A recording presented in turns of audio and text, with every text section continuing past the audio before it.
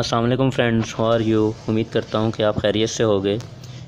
तो जो दोस्त न्यू हैं हमारे चैनल पर, उनसे रिक्वेस्ट है कि हमारे चैनल को सब्सक्राइब कर लें और साथ में बेल आइकॉन पे क्लिक कर लें, ताकि इस चैनल पर जैसे ही हमारे लेक्चर अपलोड हों आपको उसका नोटिफिकेशन मिल जाया करे। तो मेरा आज का टॉपिक है, जो कि मेरे पिछले टॉपिक लेक्चर नंबर 11 से जुड़ा हुआ है, कि क्रिप्टो करेंसी में क्रिप्टोग्राफी हम कैसे यूज़ करते हैं। तो चलिए मूव करते हैं आज के लेक्चर की तरफ। जब हम फिज़िकल या डिजिटल करेंसी की बात करते हैं ना, तो यहाँ पे उनको यूज़ करने के लिए हम एक बेसिक काम करते हैं। वो क्या काम है? हम इसको ट्रांसफ़र करते हैं। अगर हम फिज़िकल करेंसी यूज़ कर रहे हों तो इसके बदले हम बाज़ार से कोई सामान ख़रीदेंगे, कोई भी चीज़ जो हमें ज़रूरियात ज़िंदगी में हमारे शामिल है, चाहे उसका ताल्लुक़ खाने पीने से हो, उठने बैठने से हो, सोने जागने से हो, कोई भी चीज़ ऐसी जो हम पैसे के बदले में ख़रीद लेते हैं। तो इस एक किस्म की हमने ये ट्रांसफ़र की है, यानी हमने उसको पैसा दिया, उस पैसे के बदले में उसने हमें वो चीज़ दे दी। तो ये किस्म की ट्रांसफ़र की शक्ल हो गई। अगर हम डिजिटल करेंसी यूज़ कर रहे हैं, उसको भी हम ट्रांसफ़र करते हैं, जब भी तो उसकी ट्रांजैक्शन पूरी होती है। अब जैसे जो पेपाल या परफेक्ट मनी, हम ऑनलाइन जो काम करते हैं अक्सर लोग,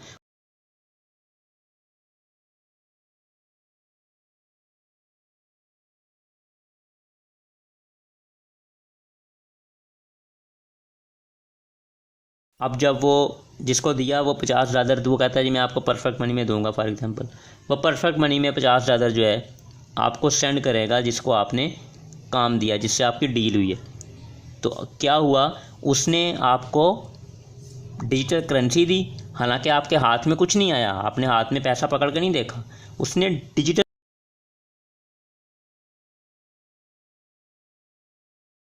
आपने उसको एक्सचेंज करके फिज़िकल मनी ली। तो उसका काम हो गया कि उसको जो रिक्वायरमेंट थी वो पूरी हो गई और आपको उसके बदले में उसका रिवार्ड या जो भी कोई चीज़ है वो मिली। अब जो बेसिक चीज़ यहाँ पे क्या हुई है, ट्रांजैक्शन। डेफिनेटली जब परफेक्ट मनी से उसने अपने परफेक्ट मनी से आपके परफेक्ट मनी या पेपाल कह लो या जिसमें भी कह लो ट्रांसफ़र किए, तो डेफिनेटली वो ट्रांजैक्शन हुई है। अब परफेक्ट मनी टू बाज़ एक्सचेंजेस, आपको थोड़ी सी मैं ये इसके बारे में गाइड कर दूं कि बाज़ एक्सचेंजेस हैं जो परफेक्ट मनी टू पेपाल कर देती हैं एक्सचेंज, परफेक्ट मनी टू सक्रेल कर देती हैं।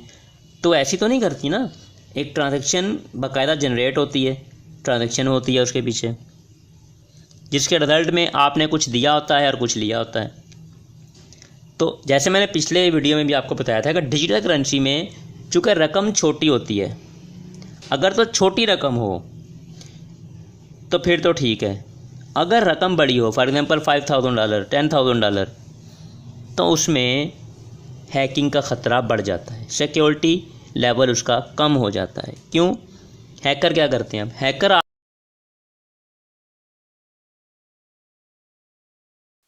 ठीक है। अब आज का टॉपिक है कि क्रिप्टो करेंसी में क्रिप्टोग्राफी को कैसे यूज़ करते हैं। तो क्रिप्टोग्राफी जब यूज़ होती है ना, तो उसकी मदद से क्रिप्टो के ट्रांजैक्शन सिक्योर कर दिए जाते हैं। कोई थर्ड पार्टी दौराने ट्रांसफ़र उसको हैक नहीं कर सकती, यानी कि दरमियान में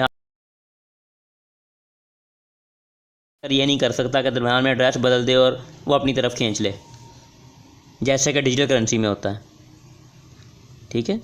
तो इसलिए crypto currency Aahista Aahista digital currency की जगह को लेती जा रही है, और जापान जैसे मुल्क में आने वाले टाइम पे आप देखोगे कि पेपर करेंसी को भी ये आहिस्ता आहिस्ता रिमूव करेगी, और ऑल ओवर द वर्ल्ड अभी इसको दुनिया को इस तरफ आने में अभी कुछ कम से कम 20-25 साल का टाइम लगेगा। जैसे कि मैं अक्सर आपको मिसाल देता हूँ, 1980s 1990s की अगर हम बात करें तो ईमेल आई थी, नई नई ईमेल आई थी, लोग ख़त लिखा करते थे। तो जब नई नई ईमेल आई, डाक के लिए बहुत, डाक सिस्टम के लिए बहुत बड़ा ये थ्रेट था, चूँकि उनकी रोज़ी रोटी लगी हुई थी उसके साथ। तो बहुत से लोगों ने उस वक्त ये कहा नहीं, कुछ भी नहीं होने वाला इसमें। लेकिन एट द एंड विद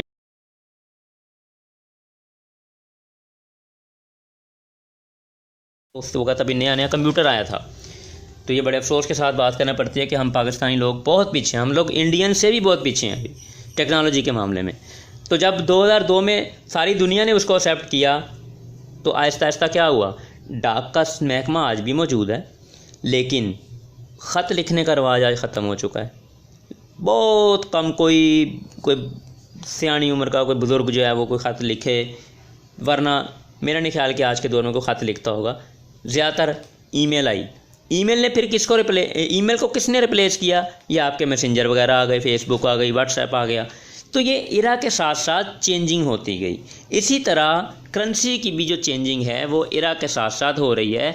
ये जो डिजिटल करेंसी या क्रिप्टो करेंसी है, इसको आप आम ज़बान में कंप्यूटर की नेट की करेंसी भी कह सकते हो कि इंटरनेट की करेंसी है ये। चूँकि क्रिप्टो करेंसी या ब्लॉकचेन की जो है ये सर्विसेज हैं, इनको कोई मुल्क की कोई हुकूमत बंद नहीं कर सकती, बैन नहीं कर सकती। सिर्फ वो ये कर सकती है गवर्नमेंट के जो साइट्स ओपन होती हैं, जो एक्सचेंजेस हैं, उनको बंद कर दे, उस सर्वर पर उनको ना ओपन होने दे। जैसे इन्होंने लास्ट ईयर आपने देखा कि जब ये यूट्यूब के ऊपर वो नबी करीम सल्लल्लाहु अलैहि वसल्लम के कोई वो बनाए थे उन्होंने गुस्ताखाना खा के, तो कई इस्लामी मुल्क में यूट्यूब की सर्विसेज जो है बंद कर दी गई थी। अगर ज़्यादा से ज़्यादा करे ये कर सकती है कि आपके कंट्री के अंदर वो साइट्स ओपन ना हो, तो आप जो है वो ये समझ लो कि लो जी बिटकॉइन यहाँ पे बंद हो गया। नहीं, अब तो बल्कि बिटकॉइन ने इतनी तरक्की कर ली है कि ऐसी तो वॉलेट तो हैं ही, ट्रेजर वॉलेट वगैरह, जिसमें आप बिटकॉइन को सेव रखते हो, लेकिन ऐसी डिवाइस भी आ चुकी है कि जिसके ज़रिए आप एक उसका लिमिटेड सा एरिया का, इस एरिया में अगर नेट नहीं है तो इतने एरिया के अंदर अंदर आप उसकी रेंज होती है, उसमें आप बिटकॉइन को या अपनी क्रिप्टो करेंसी को ट्रांसफ़र जो है वो कर सकते हो। ऑफलाइन बैन का कह रहे हैं, अगर ऐसा होता है तो लोग, आप खुद सोचो, जब वो भी टाइम था तो लोगों ने वीपीएन यूज़ करके सारी सब यूट्यूब सब लोग चलाते थे।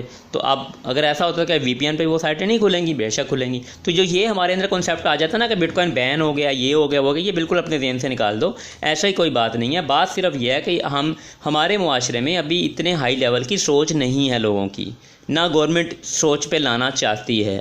गवर्नमेंट को अपना और दीगर मामला बहुत हैं, वो इस तरफ बिल्कुल सोचते ही नहीं हैं।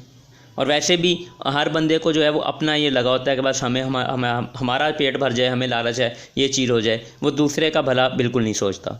ठीक है, तो बात कहाँ के चल रही थी, कहाँ चली गई। खैर, क्रिप्टोग्राफी की मदद से होता क्या आया, अब जो टॉपिक मेन चीज़ जो है कि क्रिप्टोग्राफी की मदद से सबसे पहला मेन चीज़ जो आपकी ट्रांजेक्शन है वो सिक्योर हो जाती है। अब मैंने अगर बिटकॉइन, मसलन फॉर एग्ज़ाम्पल मैं हूँ, मैंने बिटकॉइन अपने भाई को सेंड किए, तो दरमियान में थर्ड पार्टी कोई भी उसको रिसीव नहीं कर सकती, उसको छेड़खानी नहीं कर सकती, वो कम या ज़्यादा कर दे। और अगर मेरा भाई अपना वो जो उसने मुझे एड्रेस दिया है ब्लॉकचेन का या बिटकॉइन के वॉलेट एड्रेस का, अगर वो उसको भूल जाता है, यानी वो उसका पासवर्ड वगैरह भूल जाता है, तो कोई फिर वो उसकी रिकवरी, अगर तो रिकवरी फेस बनाया हुआ है, उसने रिकवरी फेस बनाई है तो ठीक है, अदरवाइज़ कोई थर्ड पार्टी उसको फिर एक्सेस भी नहीं उस वॉलेट तक कर सकती। मेरे पास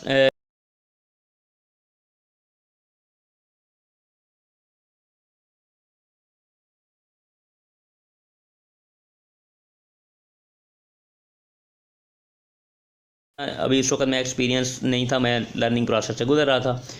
तो मैंने जब देखा तो मेरे तकरीबन 562 कॉइन जो हैं वो हार्ड डिस्क के अंदर, मैंने चूँकि उसका वॉलेट का बैकअप नहीं बनाया था और वॉलेट डॉट फाइल भी मेरे से वो रिप्लेस हो गई जब मैंने हार्ड फॉर्मेट की विंडो करते वक्त। तो आज तक वो जो हैं कॉइन जो हैं वो उसी ब्लॉकचेन में, वो मेरी हार्ड के अंदर कह लो कि अगर वो मेरी से वॉलेट डॉट फाइल अगर मैं रिकवर उससे करूँगा तो वो मेरे निकलेंगे, अदरवाइज़ वो दुनिया की कोई ताकत उसको वहाँ से निकाल नहीं सकती उन कॉइन्स को। वो जिनके भी थे टोकन पे कॉइन वालों के, उन्होंने मुझे भेजे, वो मेरे पास प्रूफ है कि उन्होंने मुझे भेजे। ठीक है, मैं उनको देख भी सकता हूँ, ये ट्रांजैक्शन ऑनलाइन में ये पड़े हैं, लेकिन मैं उनकी एक्सेस भूल गया। क्यों? क्योंकि मैंने वॉलेट ही अनइंस्टॉल कर दिया और उसका बैकअप भी नहीं रखा था, वॉलेट डॉट फाइल भी नहीं रखा।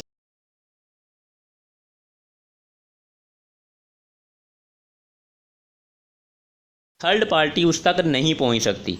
इस पॉइंट ऑफ व्यू से ये फुली सिक्योर है, बहुत कम चांस है। हाँ, बहुत हाई पैमाने पे कंप्यूटिंग पावर को अगर यूज़ किया जाए तो फिर मे भी कुछ ऐसा चांस हो, लेकिन बहुत मुश्किल है। ये कह लो कि 1-2% चांस है इसके कि दौरान ट्रांजैक्शन इसको हैक किया जाए। एक बार ट्रांजैक्शन हो गई, इसलिए अक्सर आपको मैं कहता होता ना कि बिटकॉइन की ट्रांजैक्शन या क्रिप्टो की ट्रांजैक्शन में कैंसिलिंग का कोई ऑप्शन नहीं है कि आपने अगर ट्रांजैक्शन कर दिया तो अब वो कैंसिल नहीं होगी, रिवर्स नहीं हो सकती है वो। अच्छा, अब बात है कि इसमें क्रिप्टोग्राफी यूज़ कैसे होती है। तो क्रिप्टोग्राफी की मदद से आप एक इनपुट लेते हो, ठीक है, उसको मैथमेटिक एल्गोरिथम के थ्रू रन किया जाता है, तो उसका आउटपुट आ जाता है। अब उस आउटपुट से वापस जाना बहुत ही मुश्किल है, उसके लिए बहुत ज़्यादा कंप्यूटिंग पावर चाहिए। इसीलिए हम कहते हैं कि क्रिप्टो जो है वो बहुत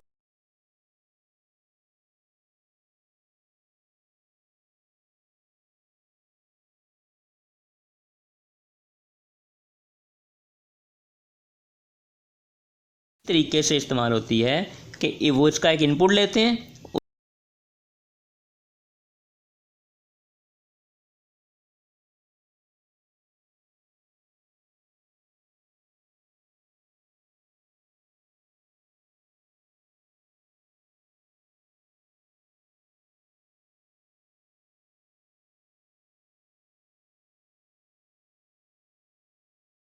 तो उसके अंदर अगर जैसे हमने कोई एक डाटा डाल दिया, अब हम चाहें कि उस डाटे को चेंज करना, तो आप चेंज नहीं कर सकते।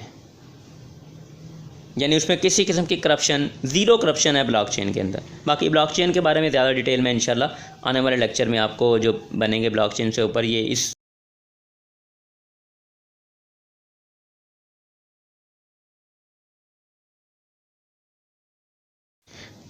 तो आज के लिए बस इतना ही। उम्मीद करता हूँ कि इस लेक्चर से